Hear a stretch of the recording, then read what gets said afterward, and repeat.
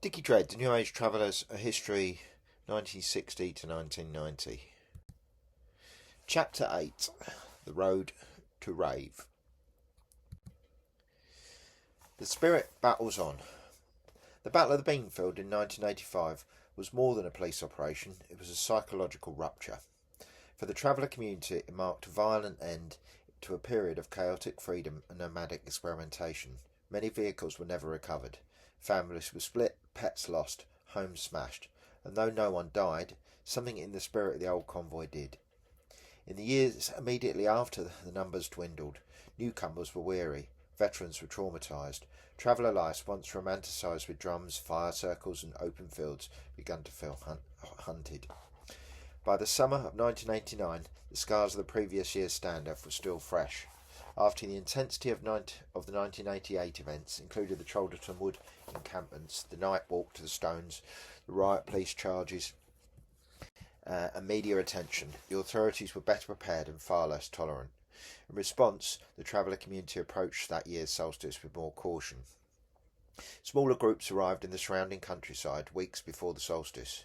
Police maintained a wide cordon around Stonehenge, employing roadblocks, mobile surveillance and on-the-ground patrols to prevent the formation of any substantial camp.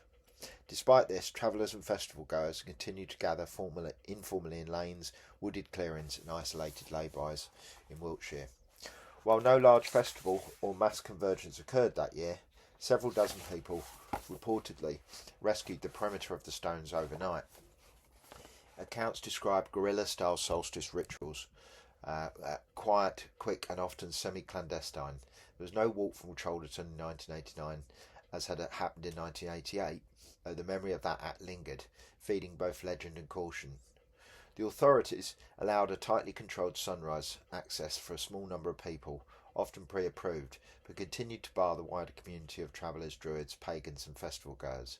For many, 1989 marked a shift from public confrontation to stealth, symbolism and resilience.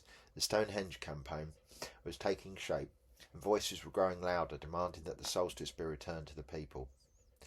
Though quieter than the year before, 1989 served as a bridge between resistance and strategy, with organisers beginning to coordinate more structural legal challenges and public messaging, setting the stage for the more sustained activism of the 1990s. For years, Glastonbury Festival had been a haven, a shared space with hippies, travellers, freaks and punters mingled in a kind of muddy, visionary chaos. By the late 1980s, tensions had risen. The Hill, just outside the official festival fence, became a site for unauthorised camping and increasingly visible drug scenes. Some travellers began bringing dozens of unticketed vehicles, straining resources. The festival was getting larger, more regulated and under scrutiny from the council and local police. The so-called Battle of Glastonbury took place in June 1990, when tensions between travellers and festival security erupted into confrontation. In the years following, when a fence was erected to keep travellers out of the main festival site, conflict ensued. Skirmishes broke out between festival security and groups of travellers, and anarchists attempted to breach the barriers. Vehicles were blocked and makeshift camps were forcibly moved. Some accounts describe mounted police and aggressive private security tactics, including physical altercations and reported injuries. The incident marked a turning point. In its aftermath, Michael Eavis banned travellers from the festival, citing issues of safety, drug use and disorder.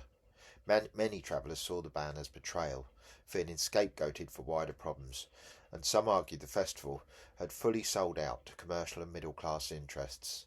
As one traveller later put it, "They welcomed us when we were colourful, but not when we were cold and angry." The Battle of Glastonbury became symbolic of the wider marginalisation of the traveller scene in the 1990s. As the state media and even some elements of the countercultural closed ranks, with fewer safe sites and a growing number of busted vehicles, many travellers stopped moving altogether. Certain lay-bys, disused quarries and former festival grounds became semi-permanent encampments. But these sites came with problems: overcrowding, too many buses, not enough land, lack of fresh water and proper waste disposal, and constant harassment from local councils and nearby residents. Government view. Although this book focuses on the traveller's story up to 1990, it's worth taking a quick glance at what the future held. John Major, who served as UK Prime Minister from 1990 to 1997, adopted a markedly less tolerant stance towards the travellers than some of his predecessors. His government followed the Thatcher-era crackdowns with further legislation aimed at limiting alternative lifestyles, particularly those that were mobile, communal and outside the conventional structures of property ownership. One of Major's most telling and quoted remarks came during a speech in the early 1990s when he said, "New Age travellers, not of this age, not in any age." This phrase encapsulated the Tory government view of the movement as anachronistic, antisocial and incompatible with the image of modern Britain. The comment was widely interpreted as dismissive and paternalistic, reinforcing a growing narrative in the press and politics that travellers were a problem to be managed, not a community with legitimate cultural expression. Major's government was responsible for the introduction of the Criminal Justice and Public Order Act 1994, a sweeping piece of legislation that directly targeted travellers. This act drastically altered the legal landscape for travellers, effectively outlawing many of the activities and communal practices that had previously existed in a grey legal area. Major did little to challenge the increasing tabloid hostility towards travellers. Stories branding them as feral, dirty and lawless circulated freely. While not as fiery as Thatcher in the rhetoric, Major's quieter conservatism enabled the normalisation of policies that forced travellers into increasingly marginal positions. Major's era marked the institutional cementing of an anti-traveller policy, where rhetoric helped justify the use of extraordinary powers to suppress a way of life that didn't align with the mainstream.